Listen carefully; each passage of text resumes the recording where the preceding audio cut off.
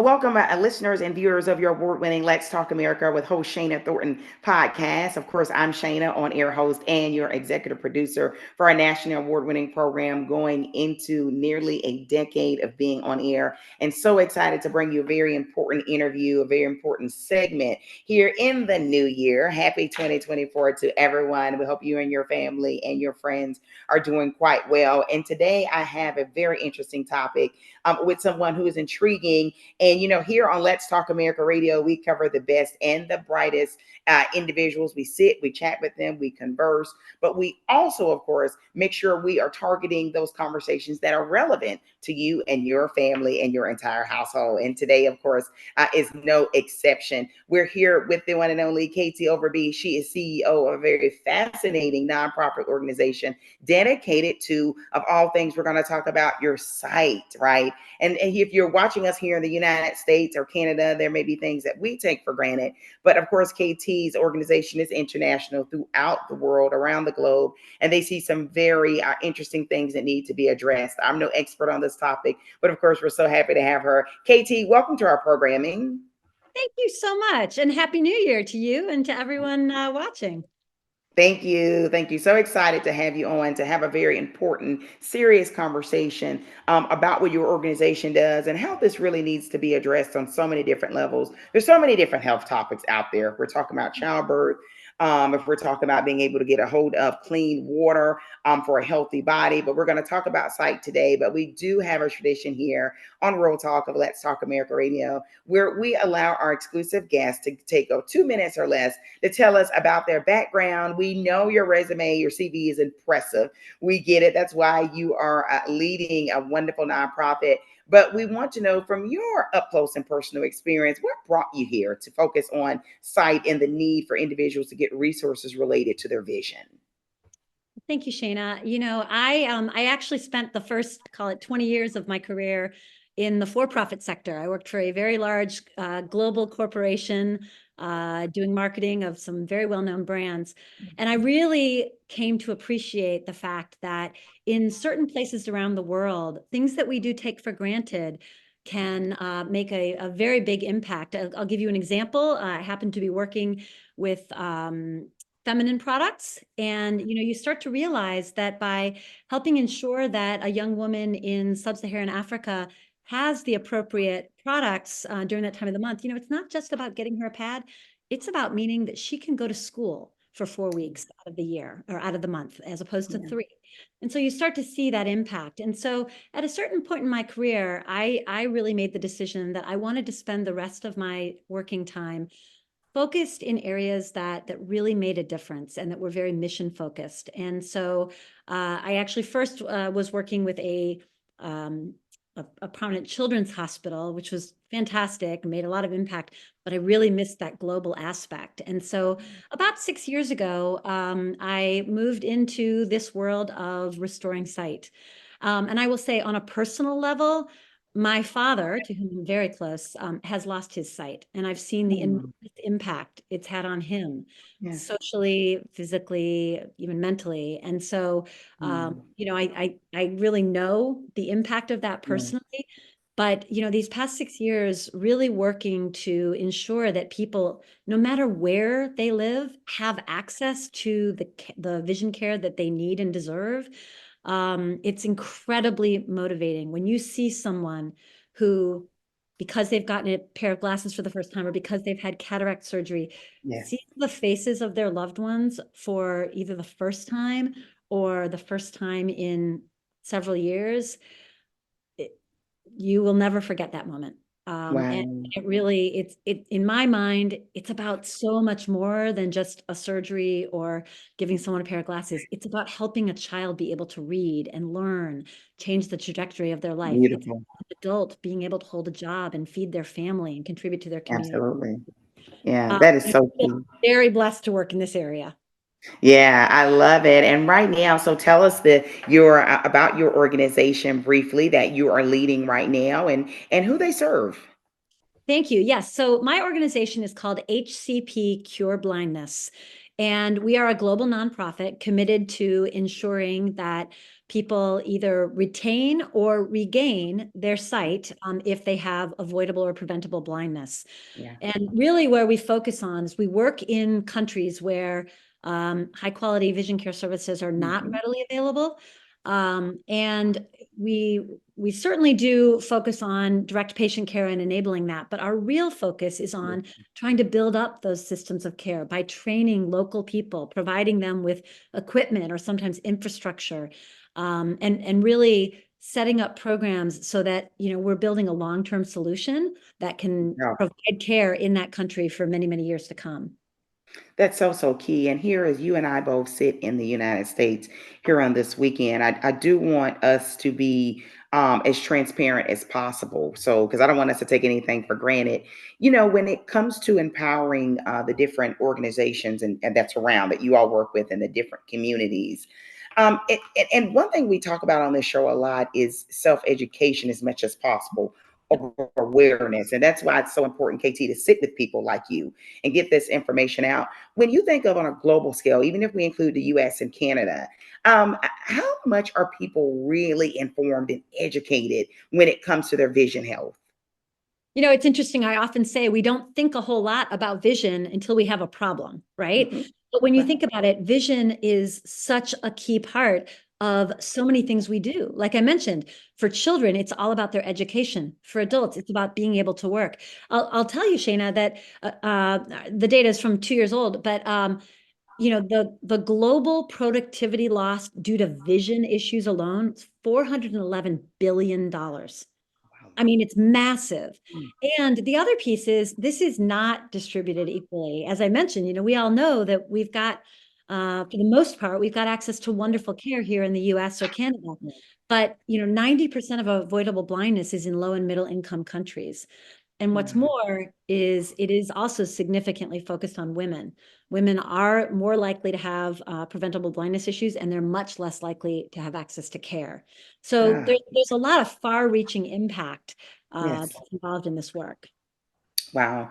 And I often think when it comes to a case or that I've covered before of literacy, if you don't do it well, right, it can impact everything else. So I'm wondering if when you talk about women or females, and we know that still here in 2024, a lot of the upkeep and nurturing and care of children still relies heavily on mothers for even when, and just to be real, right, even when it's a two-parent household, a lot of times that does still, in a lot of cases, obviously we're not talking about 100% of the case, but in a lot of cases, and if the mother's vision is not as best as it can be, I do I'm getting concerned, or when you brought that up, that how much of other resources are being utilized if, for instance, as her vision is worsening and maybe she's not able to complete forms of things of that sort. Is that a fair assessment?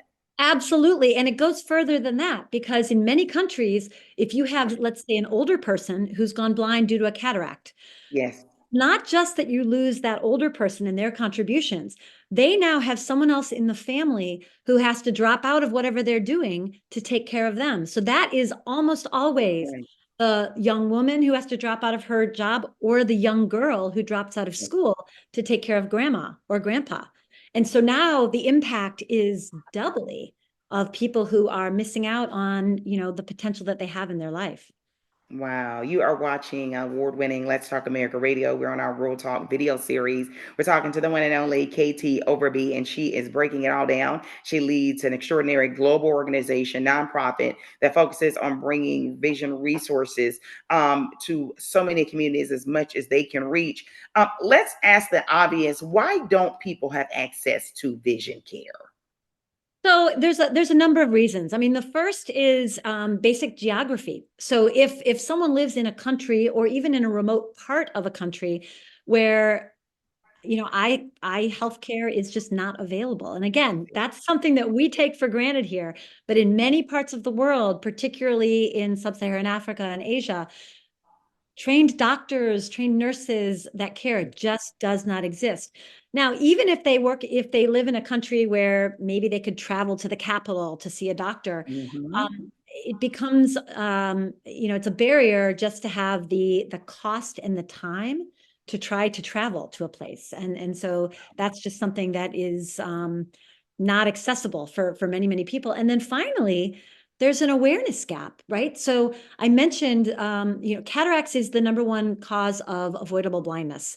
Yeah. And many, many places in which we work, people actually do not know that there is a solution, right? The thought is you get older, your hair gets white, your eyes get white, and you can't see. Yeah. And so Right. even just helping people understand that actually there's a solution, it's a 10-minute surgery that costs less than $25 in materials. Wow. People don't even realize that. Yeah. So there's a number of those barriers that, again, we're working to address. And it's interesting you say that because when we talk about the overall health, there's so many things, as you know, that are intertwined. And when you talk about cataracts, I'm also thinking when I've sat down and had conversations and interviews with endocrinologists or internists, Yes, often they will talk about diabetes, and uncontrolled diabetes can help lead to blindness as well. So right. when you're talking about the overall health of people, and when you talk about access to care around the globe, I can't help but think that it also applies to other things such as diabetes and other heart Yes. disease, obviously dynamics that come into play. There are a number of conditions like diabetes that are, for example, diabetic retinopathy is a cause of Yes. blindness. There are things that Mhm. play. It's interesting when you do talk about so many different public health issues. I often tell people there are public health issues that rightly deserve a lot of focus and funding, Yes. malaria, AIDS, things like that. Yeah. Yes. Vision restoration actually is one of the very few where we have a solution. We don't need to invent a new medicine or a new Yeah. diagnostic. In fact, cataract surgery has one of the highest returns on investment of any public health intervention. It's over 20 times for every dollar invested. So, Wow. I mean, that really puts things into perspective of, you're right. There's so many different, wonderful, worthy causes, so many of them, absolutely. all of them, where you're right. The innovation has to get there to find Mhm. cures. And you bring up a valid point that there is a cure for There this, is. when we think of it, when it comes to cataracts, at least. Right. Yeah. And for many, many forms of avoidable blindness. And you mentioned literacy before. And it's funny because sometimes I talk to people about literacy is so important. We know what a difference it can make in the entire trajectory of a child's life and therefore its community. The reality is we Absolutely. have the best literacy materials and programs in the world. If a child can't see those materials, you're not going to Powerful. get the impact that you need. Right. So again, I go back to what we were saying before, which is sight is something that often people don't think about until they have an issue. But when you really start delving into, the ripple effect that it can have on so many different aspects of global poverty and on an individual and community life, it really is powerful. Yeah, and such a great point, because I think when you think of literacy and all that it allows people to do, it does allow people to be empowered through education. I want to mention something that happens a lot here in the United States. I'm sure it happens throughout the world as well. Parents will say, well, the child seems distracted. They may even be hyper. The behavior in class is not matching up. And then there's someone that discovers the child can't really see in the classroom. The child Yes. gets corrected lenses, be it glasses or contacts. The younger ones, of course, glasses, and then a whole world changes. And I'm thinking, and how many situations, to your point, with the education system, would that make a difference if a child's able to see properly and not be easily distracted because they can't, or develop some real emotions around not being able to obtain the information when a lot of it's just connected to vision. Absolutely. I have seen so many situations where children have been diagnosed with learning disabilities, and in reality they just can't see. And in fact, there's a lot of data out there that show not only like when a child gets glasses do their scores go up significantly, but so Wow. did the rest of the class. And See? I think, I mean, the hypothesis is that, if they're in the back of the class kind of, hey Bobby, hey Susie, it really impacts others. So Yeah, such a great point to bring up.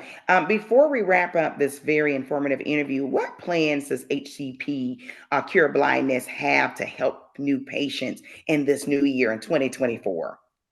well, New Year's is always a time for resolutions, right? And everybody's always Yeah. talking about how they can be their best selves. And as I've already said, clear vision is a critical, point to someone realizing their full potential. So our Yeah. resolution here at HCP Cure Blindness is going to be to continue to provide as many people as possible with Yeah. the clear sight that they need and deserve. So we have really strong plans this year and continuing out after this year to, as I said, we're really working to build up systems of care in quite a few countries in Africa and Asia, and also to directly support the sight restoring surgeries and prevention programs around the world. So I would certainly invite the viewers to be a part of this. I would welcome anyone to go to our website, www.cureblindness.org, to learn more. But we're excited to continue to make an impact, both on individuals and communities. Thank you. And Katie, give that website one more time, just in case someone missed it. Sure. It's www.cureblindness.org. Or obviously people can follow us on Facebook and Instagram at HCP Cureblindness. We have a lot of wonderful stories of patient impact and the work that we do. Nice. So powerful. Such a great, I would say, feel good story. Obviously, there's a big issue to tackle, but here is an international nonprofit trying to make a difference. So thank you for bringing awareness to the topic and also to your organization. Good to know there are organizations out there in the communities throughout the world focusing on sight, because we hear so many different things, but I don't think we hear a lot of ones that are really focused on the vision of people. And you're right, when we can see, we do take it for granted. And many people know as they age in the wherever they are, that a lot of times our vision does tend to decline. So for us to come together and make a difference for all of us, for our our health and every health of everyone else in the community is going to make a big difference. And we are one together, no matter where we are. We're a global community. Thank you, KT, for being with us here on Let's Talk America Radio. So excited to kick off the new year with a new subject, and one I hopefully you were informed and motivated and inspired by. Stay tuned in to Let's Talk America Radio, and we've got more coming your way. Have a great year, everyone. Thank you, Shana. Thank you.